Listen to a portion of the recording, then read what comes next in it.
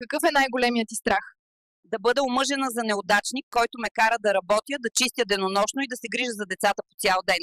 А трябва ли жените да се омъжват по любов или по сметка? Омъжи се по сметка, скъпа. Винаги можеш да обичаш яхтата му. Ако е богат и скучен, просто си сложи слушалките. Ами ако каже, че харчиш твърде много.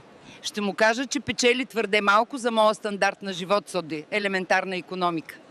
Как се справяте с мъж, който не ви е верен? Всички мъже са лъжци, просто изберете този, който лъже на яхтата си.